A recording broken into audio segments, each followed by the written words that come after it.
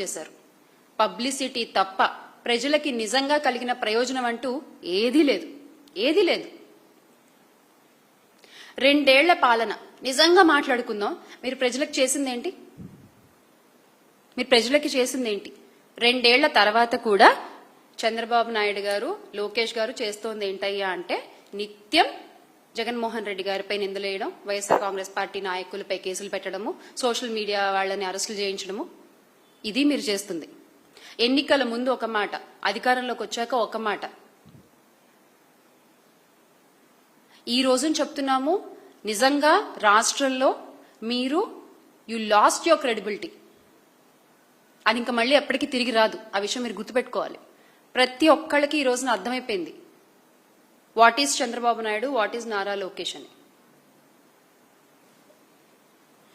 మహానాడులో మీ మాటలు మాత్రం చాలా పెద్ద పెద్దగా ఉన్నాయండి, చాలా పెద్ద పెద్దగా ఉన్నాయి.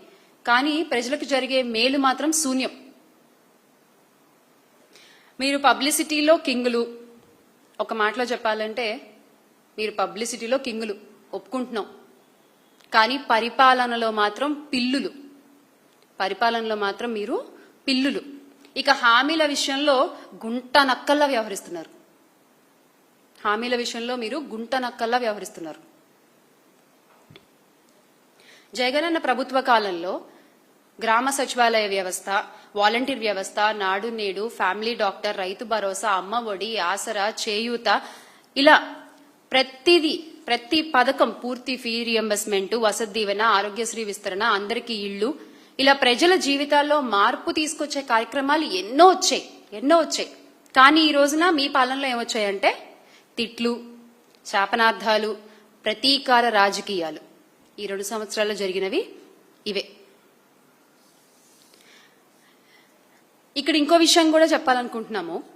నిన్న మామ, మరదలు, తమ్ముడు పార్టీ మహానాడు పేరిట నిజంగా మీరు చేసిన మహానాటకం మాత్రం అద్భుతం అండి. ఆ మహానాటకం మాత్రం అద్భుతం అంతే. ఎందుకంటున్నా అంటే మామగారైన ఎన్టీఆర్ ని వెన్నుపోటు పొడిచారు, మరదలు గారి బలవన్ మరణానికి మీరు కారకులయ్యారు, తమ్ముడు గారినేమో గొలుసులేసి కట్టేశారు. నిజమే కదా ఇవన్నీ?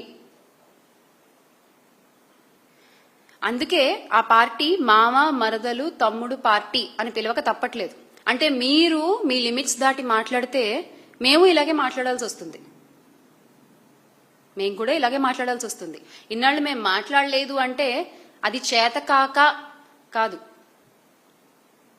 కొన్ని విలువలు మాకు ఉన్నాయి కాబట్టి మేము మాట్లాడలేదు. మీరు ఈ రోజు ఇంత దిగజారి మాట్లాడుతుంటే మీ అంత దిగజారడం మాకు రాదు. కానీ మేము కూడా నిజాలు తేట తెల్లంగా ప్రజలకు చెప్పాల్సి ఉంటుంది. మహానాడు వేదిక పైన అసలు ఉన్నవారికి ఎవరికైనా క్రెడిబిలిటీ ఉందా అండి? నెత్తి మీద రూపాయి పెడితే చెల్లి అర్హత ఉందా? అలాంటి వాళ్ళందరూ వైఎస్ జగన్మోహన్ రెడ్డి గారిపై ఇష్టం వచ్చినట్టు మాట్లాడుతున్నారు, ఇష్టం వచ్చినట్టు నిందలేస్తున్నారు. అక్కడ ఉన్న వాళ్ళందరూ ఎవరంటే కబ్జా రాయుళ్లు, బ్యాంకు దోపిడీదారులు, అమరావతిలో అవినీతి పరులు, మహిళలను లైంగికంగా వేధించిన వాళ్ళు, డిఎస్సి స్కామ్స్టర్లు, వీళ్ళే అక్కడ ఉన్న వాళ్ళంతా. ఇంకా అక్కడ మిగతా వాళ్ళు కూడా ఉన్నారు. ఏ వేదిక మీద అయితే మేము మహిళలకి 33% రిజర్వేషన్ మేము ఆమోదిస్తున్నామని చెప్పారో అదే వేదికపై ఇంకో కొంతమంది కూడా ఉన్నారు. వాళ్ళెవరంటే మహిళా బిల్లును ఓడించిన కాంగ్రెస్ తో వెంటనే విందులు చేసిన వాళ్ళు అన్నమాట. వాళ్ళు కూడా ఆ వేదికపై ఉన్నారు. వీళ్ళందరూ కలిసి ఈ రోజున జగన్మోహన్ రెడ్డి గారి గురించి, వైఎస్ఆర్ కాంగ్రెస్ పార్టీ గురించి మాట్లాడతారు. అసలు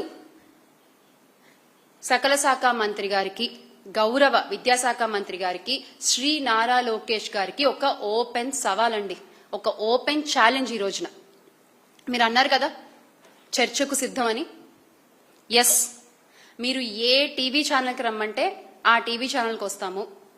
మీరు ఫస్ట్ టైం ఎమ్మెల్యే కాబట్టి మా పార్టీ నుంచి కూడా ఒక ఎమ్మెల్యే గారు వస్తారు. ఆ చర్చలో మీతో పాటు పాల్గొంటారు. Yes, we are ready. Open challenge. మీరు చెప్పండి ఏ ఛానల్.